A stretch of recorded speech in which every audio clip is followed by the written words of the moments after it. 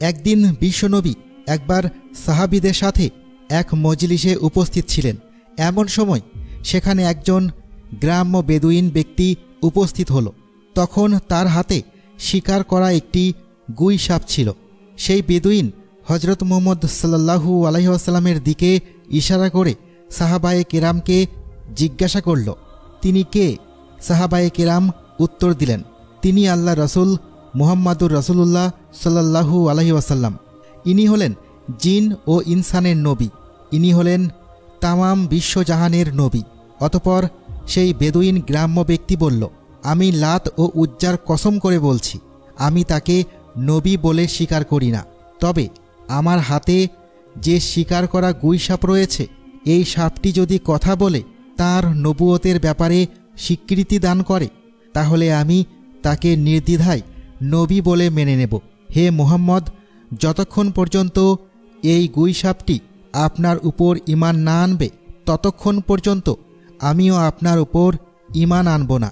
তখন হজরত মুহাম্মদ সাল্লাল্লাহু আলাইহি ওয়াসাল্লাম বললেন, হে বেদুইন, তুমি সত্যি করে বলো তো, এই গুই সাপটি যদি তোমার কথা মতোই আমার উপর ঈমান আনে, আমার নবুয়তের ব্যাপারে স্বীকৃতি প্রদান করে, তাহলে কি তুমি আমার প্রতি ঈমান আনবে? তখন বেদুইন ব্যক্তি জবাব দিল, যদি সত্যিই এটা হয়, তাহলে আমি নির্দ্বিধায় তোমাকে নবী বলে স্বীকার করে নেব এবং তোমার প্রতি ঈমান আনব। তখন আল্লাহর নবী হজরত মুহাম্মদ সাল্লাল্লাহু আলাইহি ওয়াসাল্লাম বেদুইনকে বললেন, তুমি গুই সাপটিকে ছেড়ে দাও। রাসূল আকরাম সাল্লাল্লাহু আলাইহি ওয়াসাল্লামের আদেশ মতো সেই বেদুইন ব্যক্তি তার সাপটিকে ছেড়ে দিল। এরপর বিশ্বনবী গুই সাপটিকে ডাক দিয়ে বললেন, হে গুই সাপ। সাপকে ডাক দেওয়ার সঙ্গে সঙ্গে সেই সাপটি সকলের বোধগম্য বিশুদ্ধ আরবি ভাষায় জবাব দিল, লাব্বাইক ইয়া রাসূলুল্লাহ, আমি আপনার খেদমতে উপস্থিত এবং আমি আপনার আনুগত্য। গুই সাপের এই কথাগুলি উপস্থিত সকলেই শুনলেন এবং বুঝতে পারলেন। এরপর রাসূলুল্লাহ সাল্লাল্লাহু আলাইহি ওয়াসাল্লাম গুই সাপকে জিজ্ঞাসা করলেন, হে গুই সাপ, তুমি কার ইবাদত করো? জবাবে গুই সাপ বলল, আমি ওই আল্লাহর ইবাদত করি, যার আরশ আকাশে, যার রাজত্ব দুনিয়াতে, যিনি সমুদ্রের ভেতরে পথ সৃষ্টি করেছেন, যিনি বেহেশতে রহমত এবং দোজখকে আযাব সৃষ্টি করেছেন। আল্লাহর নবী হজরত মুহাম্মদ সাল্লাল্লাহু আলাইহি ওয়াসাল্লাম গুই সাপকে পুনরায় জিজ্ঞাসা করলেন, হে গুই সাপ, আমি কে? তখন গুই সাপ জবাব দিল, আপনি আল্লাহর রাসূল এবং আপনি আখেরি নবী। যে ব্যক্তি আপনার সত্যতা স্বীকার করবে সে সফল কাম হবে, আর যে ব্যক্তি আপনাকে মিথ্যা প্রতিপন্ন করবে সে ব্যর্থ হবে। অতঃপর হজরত মুহাম্মদ সাল্লাল্লাহু আলাইহি ওয়াসাল্লাম সেই গ্রাম্য বেদুইন লোকটির দিকে লক্ষ্য করে বললেন, হে বেদুইন, এখন কি তোমার মনে আমি আল্লাহর রাসূল হওয়ার ব্যাপারে আর কোনো সন্দেহ রয়েছে কি? বেদুইন ব্যক্তিটি বলল, ইয়া রাসূলুল্লাহ, ইয়া হাবিব আল্লাহ, যার নবুয়তের ব্যাপারে একটি গুই সাপ সাক্ষ্য দেয়, তার নবুয়তের ব্যাপারে সন্দেহ করার আমি কে? হে আল্লাহর হাবিব, আপনি আমাকে মুসলমান বানিয়ে দিন এবং আপনার চরণতলে খেদমত করার সুযোগ দান করুন। তখন সেই বেদুইন হুজুরে আকরাম সাল্লাল্লাহু আলাইহি ওয়াসাল্লামের হাতে হাত রেখে কালেমা পড়ে মুসলমান হয়ে গেল। সুবহানাল্লাহ। একবার আবু জেহেল, ওয়ালিদ ইবনে মুগিরা এবং আস ইবনে ওয়াহিল প্রমুখ কাফেররা রাসূল আকরাম সাল্লাল্লাহু আলাইহি ওয়াসাল্লামের কাছে এসে বলল, হে মুহাম্মদ, ওই যে আকাশের চাঁদটা দেখা যাচ্ছে, তুমি যদি ওই চাঁদটিকে দ্বিখণ্ডিত করতে পারো, তাহলে আমরা তোমার উপর ঈমান এনে ইসলাম ধর্ম গ্রহণ করব। তখন রাসূল আকরাম সাল্লাল্লাহু আলাইহি ওয়াসাল্লাম তাদেরকে বললেন, আমি যদি সত্যি এই আকাশের চাঁদকে দ্বিখণ্ডিত করে দেখাতে পারি, তাহলে কি তোমরা আমার উপর ঈমান আনবে এবং আল্লাহকে আল্লাহ বলে স্বীকার করবে? তখন তারা বলল, আগে আমাদেরকে চাঁদটি দ্বিখণ্ডিত করে দেখাও।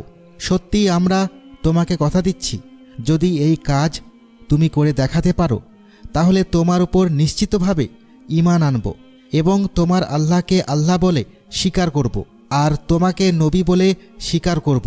তখন হুজুরে আকরাম সাল্লাল্লাহু আলাইহি ওয়াসাল্লাম আল্লাহ রাব্বুল আলামিনের দরবারে দোয়া করলেন, হে আল্লাহ, আপনি এই আকাশের চাঁদকে দ্বিখণ্ডিত করে দিন। তখন মহান রাব্বুল আলামিন রাসূল আকরাম সাল্লাল্লাহু আলাইহি ওয়াসাল্লামের দোয়া কবুল করলেন।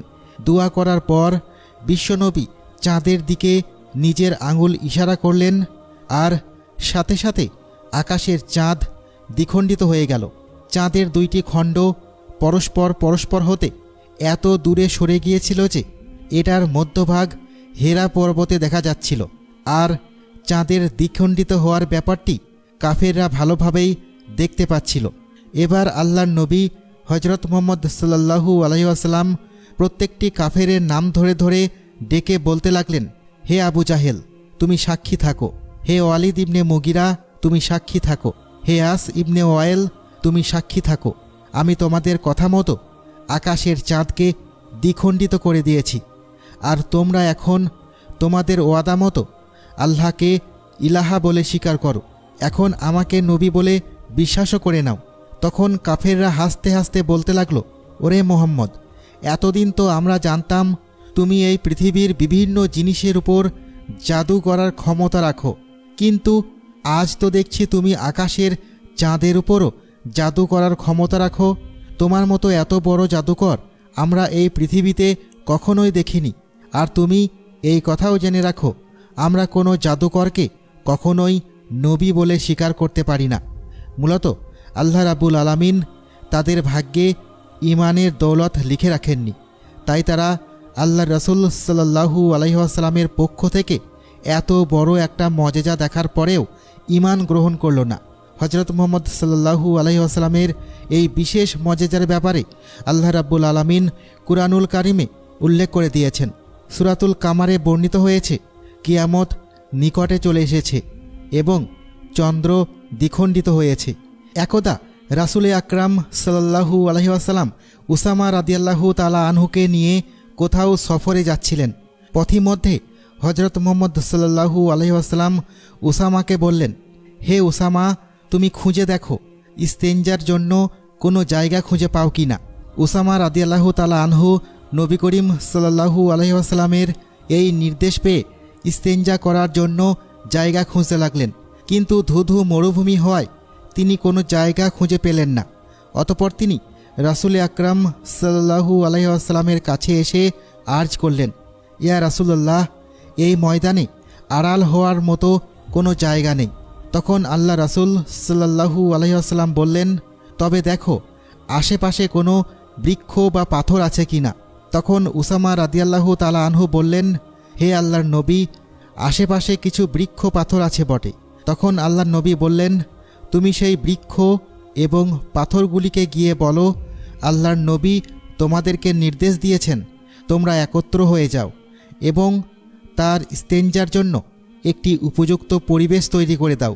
তখন উসামা রাদিয়াল্লাহু তাআলা আনহু সেই গাছগুলির কাছে গিয়ে বললেন, হে বনের গাছ, আল্লাহর নবী সাল্লাল্লাহু আলাইহি ওয়াসাল্লাম তোমাদের মাঝে বসে ইস্তেঞ্জা করতে চাচ্ছেন।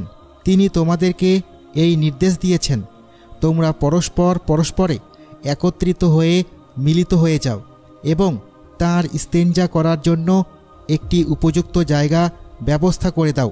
বিশ্বনবীর এই নির্দেশ শোনা মাত্রই গাছগুলি পরস্পরের কাছাকাছি হয়ে একত্রিত হয়ে গেল। এরপর রাসূল আকরাম সাল্লাল্লাহু আলাইহি ওয়াসাল্লাম সেই গাছগুলোর আড়ালে বসে ইস্তেঞ্জা সারলেন। ইস্তেঞ্জা করার পর রাসূল আকরাম সাল্লাল্লাহু আলাইহি ওয়াসাল্লাম ফিরে এসে উসামা রাদিয়াল্লাহু তাআলা আনহুকে পুনরায় বললেন, উসামা, তুমি গাছগুলোর কাছে গিয়ে বলো তারা যেন পরস্পর থেকে বিচ্ছিন্ন হয়ে যায় এবং তাদের জায়গা মতো চলে যায়। অতপর উসামা রাদিয়াল্লাহু তাআলা আনহু আবার গাছগুলির কাছে গিয়ে বললেন, হে বৃক্ষদল, আল্লাহর নবী তোমাদেরকে আবার নিজের জায়গায় যাওয়ার জন্য নির্দেশ দিয়েছেন। রাসূল আকরাম সাল্লাল্লাহু আলাইহি ওয়াসাল্লামের এই নির্দেশ পাওয়া মাত্র বৃক্ষদল যে যার জায়গায় আবার ফিরে গেল। সুবহানাল্লাহ। একবার বিশ্বনবী যুদ্ধ থেকে ফেরার সময় একটি গাছের ছায়ায় শুয়ে বিশ্রাম নিচ্ছিলেন, আর তার তরবারিটি তিনি পাশে রেখে দিয়েছিলেন। হুজুরে আকরাম সাল্লাল্লাহু আলাইহি ওয়াসাল্লাম যখন একটু তন্দ্রাচ্ছন্ন হলেন, ঠিক এমন সময় তার একজন শত্রু এসে সেই তরবারিটি হাতে উঠিয়ে নিল এবং তরবারিটি আল্লাহর নবী সাল্লাল্লাহু আলাইহি ওয়াসাল্লামের উপর তাক করে ধরল। এরপরে আল্লাহর নবীর সেই শত্রু বলল, হে মুহাম্মদ, বলো এখন আমার থেকে তোমাকে কে রক্ষা করবে? তখন আল্লাহর নবী রাসূল আকরাম সাল্লাল্লাহু আলাইহি ওয়াসাল্লাম নির্ভয় এবং প্রশান্ত মনে বললেন, আমার আল্লাহ আমাকে রক্ষা করবেন। আল্লাহর নবীর এই কথা শ্রবণ করার সাথে সাথেই লোকটির শরীর ও হাতে পায়ে কম্পন শুরু হয়ে গেল এবং কাঁপতে কাঁপতে তার হাত থেকে তরবারিটি পড়ে গেল। অতঃপর বিশ্বনবী সেই তরবারিটি তার নিজের হাতে উঠিয়ে নিয়ে বললেন, এবার বলো তোমাকে আমার হাত থেকে কে রক্ষা করবে? তখন সেই লোকটি অত্যন্ত ভীত সন্ত্রস্ত হয়ে পড়ল এবং সে বলল, কোনো সম্মানিত লোক যদি আমার প্রাণ ভিক্ষে দিতে চায় তাহলে তিনি আমাকে রক্ষা করতে পারেন। তার এই কথা শুনে আল্লাহর নবী তাকে বললেন, যাও, তোমাকে আমি মুক্ত করে দিলাম, তোমার কোনো ক্ষতি আমি করব না। রাসূল আকরাম সাল্লাল্লাহু আলাইহি ওয়াসাল্লামের এই উদারতা এবং মহানুভবতা দেখে সেই লোকটি অবাক হয়ে গেল এবং সে তার সম্প্রদায়ের কাছে ফিরে গিয়ে বলল, আমি এমন একজন ব্যক্তির সাথে সাক্ষাৎ করে আসলাম যার মহানুভবতা, যার উদারতা কোনো তুলনা হয় না। হে আমার সম্প্রদায়, তোমরা জেনে রাখো, আজ থেকে আমি তোমার সঙ্গ ত্যাগ করে সেই লোকটির জন্য আমার প্রাণ উৎসর্গ করব। আজ থেকে আমি তোমাদের সবাইকে ত্যাগ করে দিলাম। এরপরে সেই লোকটি পুনরায় নবী আকরাম সাল্লাল্লাহু আলাইহি ওয়াসাল্লামের কাছে ফিরে এসে আর্জ করল, ইয়া রাসূলুল্লাহ, আপনি আমাকে মুসলমান বানিয়ে দিন এবং আপনার চরণতলে খেদমত করার সুযোগ দান করুন। তখন আল্লাহর নবী মুহাম্মদ সাল্লাল্লাহু আলাইহি ওয়াসাল্লাম তাকে কালেমা পড়িয়ে মুসলমান বানিয়ে দিলেন। সুবহানাল্লাহ। প্রিয় দর্শক, এই ছিল বিশ্বনবীর জীবনের বিশেষ কিছু মোজেজা। আল্লাহ রাব্বুল আলামিন আমাদের সবাইকে বিশ্বনবীর জীবন থেকে শিক্ষা গ্রহণ করে আমাদেরকে সোনালী জীবন গঠন করার তৌফিক দান করুন। সকলেই কমেন্ট বক্সে লিখুন আমিন।